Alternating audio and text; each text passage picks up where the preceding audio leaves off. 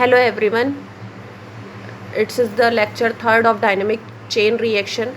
Chain reaction specific class of reactions होते हैं जिसमें कुछ हाईली रिएक्टिव स्पीसीज का फॉर्मेशन होता है। ये हाईली रिएक्टिव स्पीसीज या तो एटम भी हो सकती है या रेडिकल हो सकते हैं, और इनके प्रोडक्शन के साथ ही जो रिएक्शन होता है वो बहुत तेज़ गति से होता है और काफ़ी लंबे समय तक होता है। इस प्रकार का रिएक्शन हमें पायरोलिसिस ऑफ हाइड्रोकार्बन्स और अदर कार्बोनिल कंपाउंड्स में देखने को मिलता है। यह चेन रिएक्शन हमें हाइड्रोजन और हेलोजन के साथ भी देखने को मिलता है। यहाँ पर हम एक टिपिकल चेन रिएक्शन की स्टडी करेंगे। This typical chain reaction is between hydrogen and bromine. Hydrogen का एक मॉलिक्यूल ब्रोमीन के एक मॉलिक्यूल के साथ कंबाइन होता है और हाइड्रोजन ब्रोमाइड के 2 मॉलिक्यूल का फॉर्मेशन होता है। यह एक सिंपल रिएक्शन इस फॉलोइंग चेन रिएक्शन के थ्रू होता है जिसमें 5 स्टेप होते हैं। यहाँ पर फर्स्ट स्टेप चेन इनिशिएशन है। इस डायनेमिक चेन रिएक्शन को हम इन स्टेप्स के साथ डील करेंगे जिसमें 4 स्टेप्स होते हैं।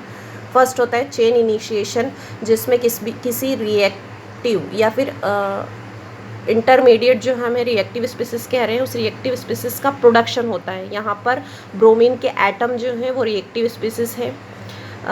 यहाँ फ्री रेडिकल का भी फॉर्मेशन हो सकता है। डिपेंड करता है कि चेन इनिशिएटर जो है फोटोकेमिकल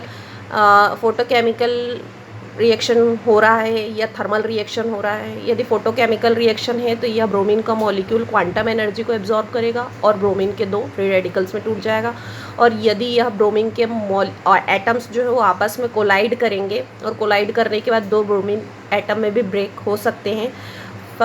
नेक्स्ट 2 स्टेप जो हैं वो चेन प्रोपागेशन के हैं। चेन प्रोपागेशन में यह जो रिएक्टिव स्पीसीज हैं वह हाइड्रोजन के मॉलिक्यूल या ब्रोमीन के मॉलिक्यूल के साथ रिएक्ट करके हाइड्रोजन ब्रोमाइड के प्रोडक्ट का फॉर्मेशन करेंगे। थर्ड स्टेप जो है चेन इनहिबिशन।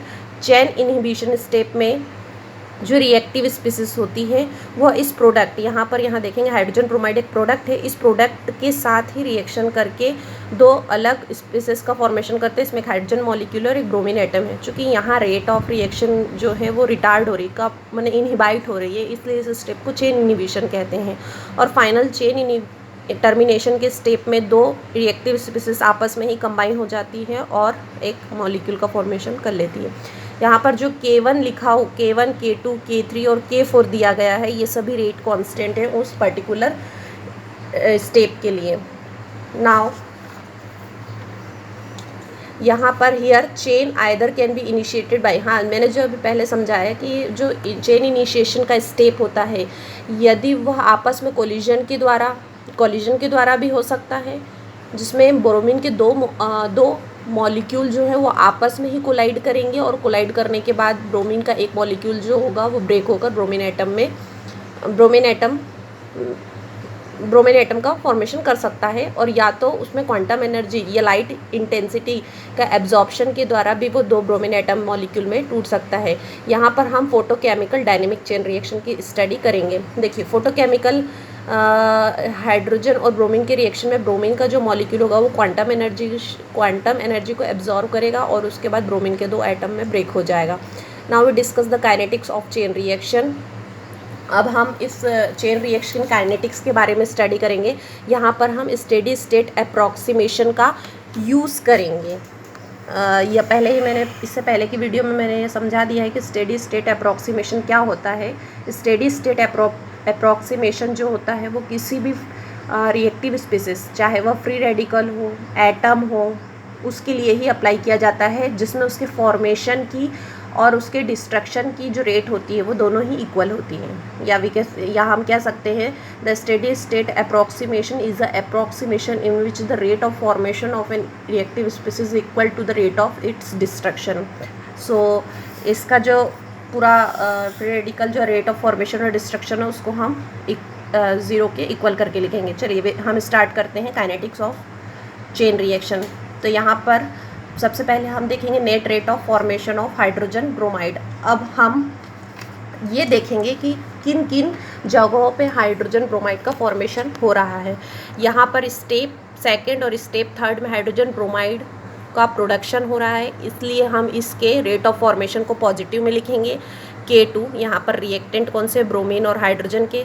स्टेप 3 में एक रेट कांस्टेंट K3 है और रिएक्टेंट हाइड्रोजन और ब्रोमीन है। चूँकि यहाँ हाइड्रोजन फोर्थ स्टेप में हाइड्रोजन ब्रोमाइड कंज्यूम हो रहा है, इसलिए हम इसके फोर्थ स्टेप को माइनस में लिखेंगे, -K4 हाइड्रोजन ब्रोमाइड। यह समझ में आया? यह है equation first. Similarly we write the net rate of formation of bromine, यानी ब्रोमीन एटम जो है वो किन किन स्टेप में बन रहा है और किन स्टेप में कंज्यूम हो रहा है, उन दोनों को कलेक्टिवली लिखेंगे। तो हम यहाँ देखेंगे कि स्टेप फर्स्ट में ब्रोमीन एटम का फॉर्मेशन हो रहा है, स्टेप सेकंड में कंज्यूम हो रहा है, स्टेप थर्ड में भी ब्रोमीन एटम का फॉर्मेशन हो रहा है, फोर्थ में भी फॉर्मेशन हो रहा है और फिफ्थ में कंज्यूम हो रहा है। तो जिन जगहों पे फॉर्मेशन होगा वहाँ पर हम उसके रेट ऑफ रिएक्शन को पॉजिटिव में लिखेंगे। चूँकि हम यह काइनेटिक्स स्टडी कर रहे हैं, फोटोकेमिकल रिएक्शन को कंसिडर कर रहे हैं, इसलिए यहाँ पर मैंने जो आई लिखा हुआ है वह शो कर रहा है लाइट इंटेंसिटी को। लाइट इंटेंसिटी उसकी रेट पर क्या इफेक्ट डालती है और कितने मॉलिक्यूल जो है ब्रोमीन के वो डिसोसिएट होकर ब्रोमीन के एटम बनाती हैं, इसलिए हम K1 के साथ IA लिख रहे हैं, यानी कि intensity of light absorbed bye molecule of bromine. तो यहाँ हो जाएगा K1 IA और यहाँ ब्रोमीन कंज्यूम हो रहा है इसलिए लिखा जा रहा है -K2 और ये रिएक्टेंट हो गए। इस टर्म में ब्रोमीन एटम का फॉर्मेशन हो रहा है इसलिए +K3 हाइड्रोजन ब्रोमीन, इसमें भी फॉर्मेशन हो रहा है इसलिए +K4 हाइड्रोजन और हाइड्रोजन ब्रोमाइड, और फिफ्थ स्टेप में भी कंज्यूम हो रहा है इसलिए -K5, चूँकि ब्रोमीन के 2 मॉलिक्यूल है इसलिए हमें इसके पावर में 2 लिख रहे हैं। सिमिलरली अब हम लिखेंगे हाइड्रोजन एटम के लिए और इसमें भी स्टेडी स्टेट अप्रॉक्सीमेशन को अप्लाई करेंगे। जिन जगहों पे हाइड्रोजन का एटम का फॉर्मेशन होगा वहाँ पर पॉजिटिव मिलेंगे और जिन जगह पर हाइड्रोजन कंज्यूम होगा वहाँ पर हम माइनस मिलेंगे। चूँकि सेकेंड स्टेप में हाइड्रोजन एटम का फॉर्मेशन हो रहा है इसलिए K2 ब्रोमीन और हाइड्रोजन, माइनस थर्ड स्टेप में हाइड्रोजन कंज्यूम हो रहा है एंड फोर्थ स्टेप में भी हाइड्रोजन कंज्यूम हो रहा है इसलिए -K4 hydrogen and hydrogen bromide. I hope you understood up to this topic. Now अब हम देखेंगे स्टेप जो हमने इक्वेशन 2 और 3 ली। इक्वेशन 2 और 3 में स्टेडी स्टेट अप्रॉक्सीमेशन अप्लाई करने के कारण उसका जो राइट हैंड साइड है वो =0 हो जाएगा, इसलिए हम दोनों इक्वेशन को जोड़ देंगे। दोनों इक्वेशन को जोड़ने के कारण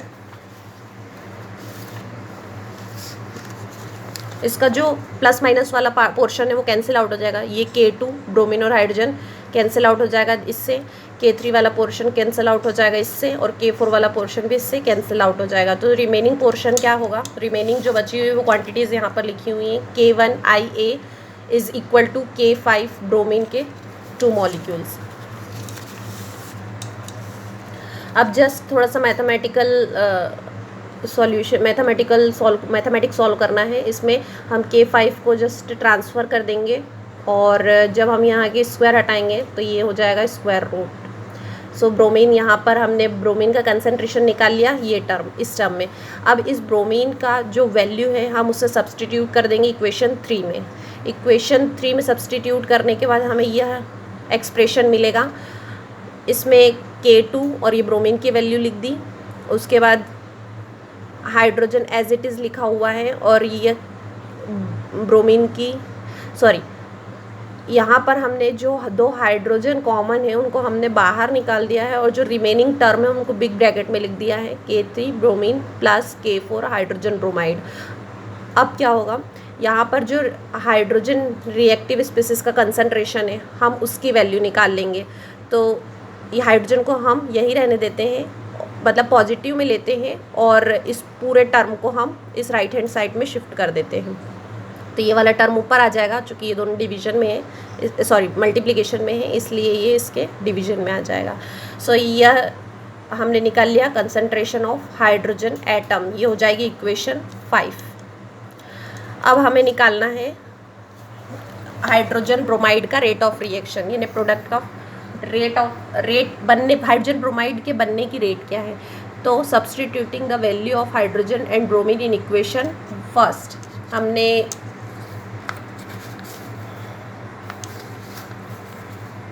ये फर्स्ट में जो net rate of formation of hydrogen bromide लिखी थी, उस जहाँ ब्रोमीन की ब्रोमीन एटम का कंसंट्रेशन है वहाँ पर ब्रोमीन की वैल्यू, और जिस जगह पर हाइड्रोजन एटम लिखा हुआ है वहाँ पर हाइड्रोजन एटम का वैल्यू पुट कर देंगे। तो ये इस प्रकार का हमको एक्सप्रेशन पता चल जाएगा। यहाँ पर हमने ब्रोमीन की वैल्यू और इस जगह पर हमने हाइड्रोजन की वैल्यू पुट की है। अब हम इसको सॉल्व करेंगे तो ये हो जाएगा, लेफ्ट हैंड साइड में हमने लिखा है rate of reaction for the hydrogen bromide, फिर हमने इसको एज इट इज़ लिख लिया है।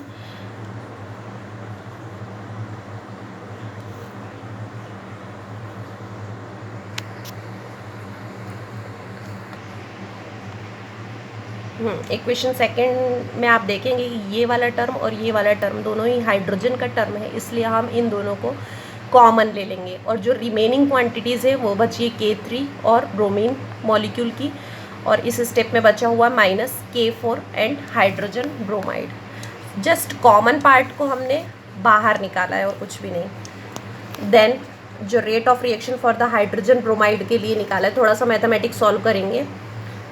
ये वाला टर्म एज इट इज़ लिखा हुआ है,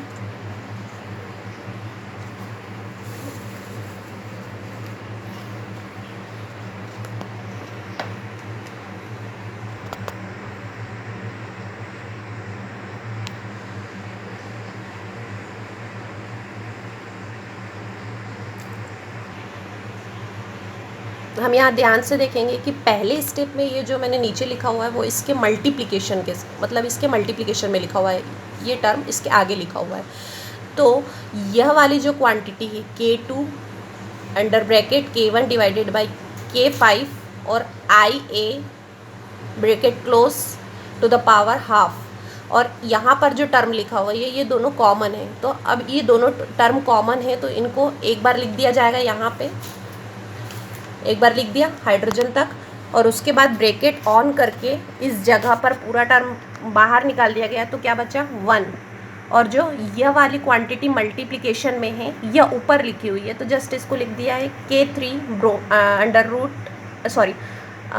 under bracket bromine -K4 hydrogen bromide, और इसके नीचे जो लिखा हुआ है वो ये वाली क्वांटिटी प्लस में लिखी हुई है। अब जस्ट हमें इसका मैथमेटिक्स सॉल्व करना है, हमें प्लस करना आता ही है। यह वाला टर्म पॉजिटिव है इसलिए इसको एज इट इज़ इसका LCM लेके इसे ऊपर की तरफ जोड़ दिया जाएगा, और ये वाली क्वांटिटी एज इट इज़ लिखी है। अब यहाँ पर प्लस और माइनस वाले टर्म कैंसिल आउट हो जाएंगे, तो जो राइट हैंड साइड में जो हमें टोटल इक्वेशन मिलती है वो कुछ इस प्रकार की होगी, जिसमें यह पूरी वैल्यू हो गई ब्रोमीन की। यहाँ पर जो दो क्वांटिटीज़ हैं K3 और K3 वाली वो ऐड हो जाएंगी, तो ये हो जाएगा 2K3 अंडर ब्रैकेट ब्रोमीन, और यह डिनोमिनेटर। उसके बाद अब हम इनको, ये चूँकि मल्टीप्लाई होने वाली क्वांटिटीज़ हैं इसलिए हम इसको इस प्रकार से लिख सकते हैं 2, ये हो गया K2 और ये हो गया K3। इसको सिस्टमेटिक वे में लिखा जा रहा है, तो ये हो जाएगा, ये पूरी क्वांटिटीज़ जो है वो नॉमिनेटर में आ जाएंगी और ये लिखा हुआ है ये डिनोमिनेटर में आ जाएगा। फाइनली यह होगा कि इसका जो K3 वाला पार्ट है वो कैंसिल आउट हो जाएगा, तो रिमेनिंग क्वांटिटीज़ क्या हो गई, the rate of hydrogen bromide is equal to 2K2 and this quantity. And अब यहाँ पर जो ये पूरा कांस्टेंट वाला पोर्शन है उसको हम K मान लेते हैं, तो इस पूरी वैल्यूज को हम सब्सटीट्यूट कर देंगे K से, और ये K4 और K3 वाले टर्म को सब्सटीट्यूट कर देंगे K डैश से। So this final expression is express the rate of the production of hydrogen bromide, और ये rate of production of hydrogen bromide is directly proportional to the intensity of light rays to the power half, या फिर कह सकते हैं हम कि directly proportional to the square root of the light intensity, यानी लाइट की इंटेंसिटी के साथ जो इसके प्रोडक्शन हाइड्रोजन ब्रोमाइड का प्रोडक्शन है वो कम या ज़्यादा होता है। Thank you for watching my video.